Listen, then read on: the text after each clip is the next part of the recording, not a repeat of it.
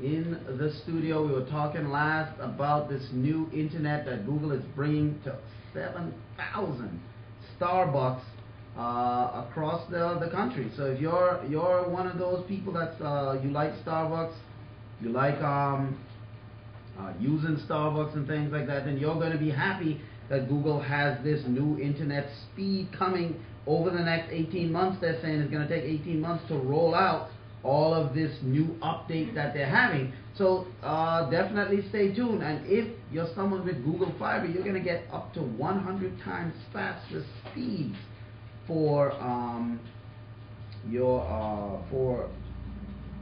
your internet access at various Starbucks. So just definitely wait on that. And now we're talking about Microsoft Office. Yes, that's what we're talking about, Microsoft Office. And for those of you that know, Microsoft Office, according to a report by The Verge, the Office for Android now available, but guess what? It's not going to be available for tablets. Microsoft is extending its Office mobile software to Android this week coming up, bringing basic editing to smartphones running Android 4.0 or higher. Now, following the release of Office for iPhone, the Android variant is almost identical in what it provides and its requirements.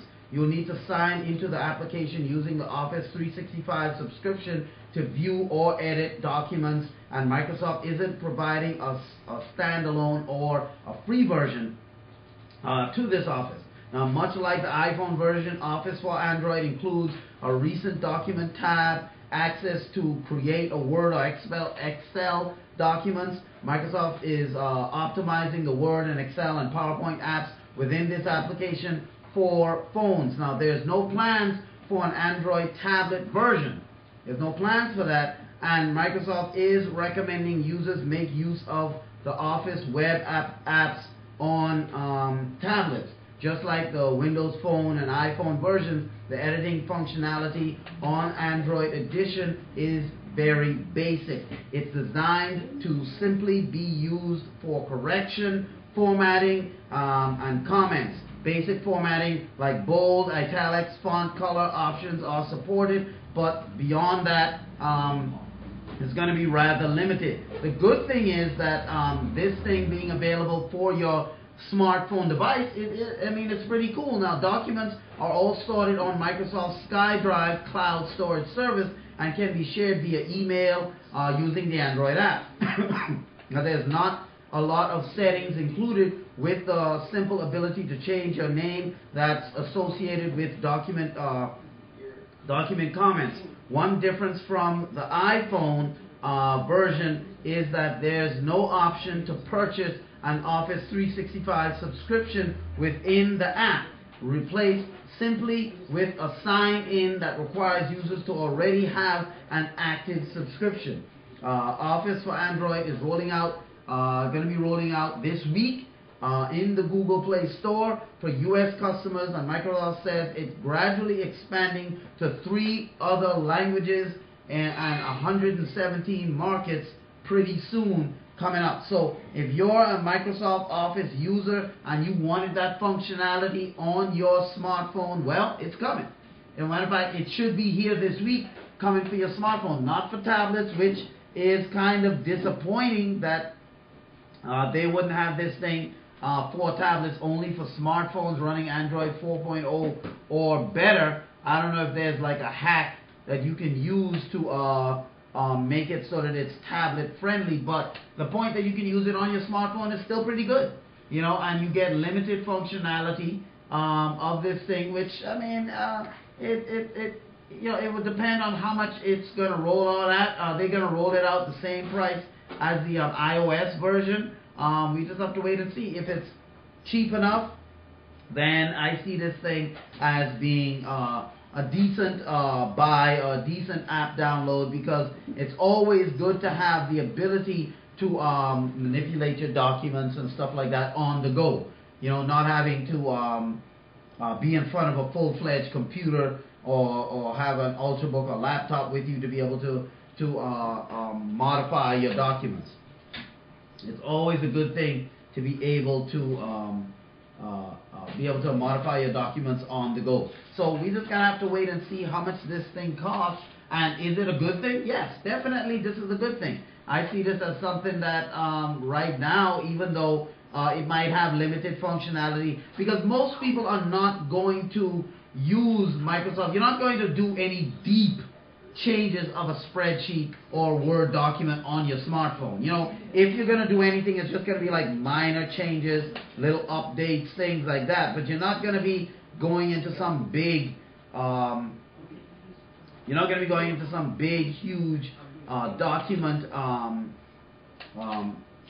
changes, if you will, right, at while you're on your smartphone. You're going to save that for when you're in front of a laptop or when you're in front of your desktop or things like that. So definitely this is something that's going to be good. Now, according to the Washington Post, they're saying that like the other mobile versions, the new Android software is designed for lightweight use. For example, you can use it to view, edit, and attach an attachment sent by email, but it's not meant to create a complex spreadsheet from scratch, just like what I was saying right here. So someone sends you a spreadsheet, someone sends you a document, and you want to just do minor updates to it, you can do that. Now, Microsoft Corporation is trying to make its Office 365 subscription more compelling without removing an advantage that tablet computers running Microsoft Windows systems have: the ability to run popular Office programs such as Word, Excel, and PowerPoint. Now, the release of this app shows that we're committed, according to Microsoft, we're committed to keep providing additional value for Office 365 subscribers. The company, Microsoft, wrote on their blog post. They also said Office 365 subscribers will now be able to access, view, edit Word, Excel, and PowerPoint documents with Windows Phone, iPhone, and Android phone. Microsoft is pushing subscriptions as a way to get customers to keep paying for a product that was historically sold in a single purchase. In that subscription service, the company touts such benefits as the ability to run the package on multiple computers, get updates for free on a regular basis. However, a subscription can be more expensive than buying the package outright for just one or two computers in the long run. You know, just kind of like what Adobe is doing. Adobe is doing the same thing with their services. They're bringing everything to the cloud, and we know that some Adobe services can cost $1,800. You know, certain programs can cost $1,000, $1,800, and a subscription eventually would be more expensive, but it allows more people to get in the door. In other words, people who don't have $1,800 to spend can get in the door immediately, more quicker than they could by spending $1,800. By being able to just spend $35 a month or $40 a month or something like that, it allows much more people to be able to get in the door as far as their service. So that's what I think Microsoft is doing. Now, Microsoft said it designed Office Mobile for Android phones specifically for the phone's smaller screen. Even though many people will prefer editing documents obviously on a tablet type screen or any kind of larger screen, the company has a version for iPads and Android tablets called Office Web Apps. That's the version they have for like tablets and things like that. But this one is made specifically for smartphones. Smartphones that run web browsers require constant online connection. For the new Android software, this app gets installed on the phone and you can work with it offline as well. Now, with the subscription, customers typically get to use Office on up to 10 devices. 5 of them can be Windows or Mac computers or Windows tablets, and the other 5 can be like iPhones, Android phones, Windows phones, stuff like that. Come with Office installed and do not count towards that limit of 10. So in failing to make a version for iPad, the top-selling tablet computer, Forrester research analyst J.P. Grounder has estimated that Microsoft is potentially ceding or losing $1.4 billion a year in revenue based on 10% of the 140 million iPad owners paying for a $100 subscription. Now, Grouder said failure to provide it on the iPad or Android tablet gives incentives for users to explore competing offerings such as Quick Office from Google or iWork from Apple, which obviously makes sense. Now, the new software requires Android 4.0 or later. That's ice cream sandwich or jelly bean flavors of Google operating system. At first, it's available only in the U.S. though Microsoft plans to release it in more than 30 languages and on 117 markets around the world. And Microsoft didn't announce any plans for a BlackBerry version to come out. So we have to wait and see if Microsoft even feels that BlackBerry is worth it at this point. But to be able to get that Office on your smartphone is a good thing, but they definitely should put it on tablets, especially iPad, especially because you have 140 million iPad users in the U.S. alone. And so you can definitely, how do we put it? You can definitely capitalize financially on that if they are willing, because 1.2 billion in revenue a year, 1.2 or 1.6 billion in revenue a year is a lot to swallow that Microsoft is losing. So this doesn't make sense, and it doesn't sound like that would be what Microsoft does. So maybe there's a iPad version in the works that they just aren't saying, but we will see later.